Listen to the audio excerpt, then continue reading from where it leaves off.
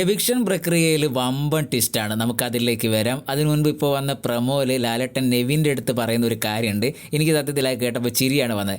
നെവിന് eviction പ്രക്രിയ നേരിടുന്ന മത്സരാർത്ഥിയല്ല. Eviction പ്രക്രിയയിലൂടെ പുറത്തേക്ക് പോയിട്ടില്ലെങ്കിൽ എനിക്ക് നെവിൻ്റെ കാര്യത്തിൽ കുറച്ച് തീരുമാനം എടുക്കാനുണ്ടെന്ന്. ഓൾറെഡി ഇത് ഷാനവാസും നെവിനും തമ്മിലുള്ള വിഷയം, അതായത് നെവിൻ കിച്ചണിൽ കാണിച്ചു കൂട്ടിയ വിഷയങ്ങളൊക്കെ ആസ്പദമാക്കിയിട്ടാണ്. ഓൾറെഡി ഇതിന് കൃത്യമായിട്ട് ബിഗ് ബോസ് നെവിൻ്റെ അടുത്ത് ഒരു വാണിംഗ് കൊടുത്താൽ ഇനി ആവർത്തിക്കരുത്, അതായത് അതിലുള്ള നടപടി കഴിഞ്ഞു, ഇനി ആവർത്തിക്കരുത് എന്നുള്ളൊരു വാണിംഗ് കൊടുത്താൽ പിന്നെ ലാലേട്ടൻ എന്ത് ആണ് വന്ന് പറയുന്നത്. മാത്രമല്ല ലാലേട്ടനായാലും ഇവർക്കൊക്കെ അറിയാം ആരാണ് എവിക്റ്റായി ഈ ആഴ്ച പുറത്തേക്ക് പോകുന്നത്. വോട്ടിംഗ് ഒക്കെ കഴിഞ്ഞ് ശേഷമല്ലേ ഷൂട്ട് തുടങ്ങുള്ളൂ. അപ്പം ലാലേട്ടൻ പിന്നെ അത് പറയുമ്പോൾ സത്യത്തിൽ ചിരിയാണ് വന്നത്.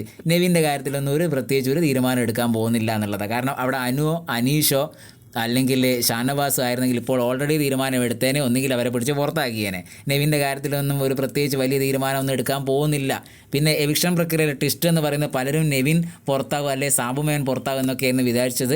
പക്ഷേ സോഷ്യൽ മീഡിയയിലൊക്കെ കാണുന്നു ആര്യൻ പുറത്തായെന്നുള്ളത്. അതൊരു വമ്പൻ ട്വിസ്റ്റ് തന്നെയാണ്. കാരണം ടിക്കറ്റ് ഫിനാലെ ടാസ്കിലൊക്കെ വലിയ പ്രകടനം കാഴ്ചവെച്ച് ആര്യൻ പുറത്താക്കി പോകുന്നത് വലിയൊരു ട്വിസ്റ്റ് തന്നെയാണ്. പല ആൾക്കാർക്കും, ആര്യനെ ഇഷ്ടപ്പെടുന്ന പല ആൾക്കാർക്കും അതൊരു ഷോക്കിംഗ് ന്യൂസ് തന്നെയായിരിക്കും. എന്തായാലും നമുക്കത് കൃത്യമായിട്ട് അറിയില്ല ആരാണ് പുറത്തായെന്ന്. ആര്യൻ പുറത്തായെന്നൊരു കേൾക്കുന്നുണ്ട്. എന്നാൽ ഇപ്പോൾ വന്നൊരു പ്രൊമോയിൽ നെവിനെ കുറിച്ച് ലാലേട്ടൻ പറയുന്ന കുറച്ച് കാര്യങ്ങൾ മാത്രമാണ്. നമുക്ക് അടുത്ത പ്രൊമോ നോക്കാം.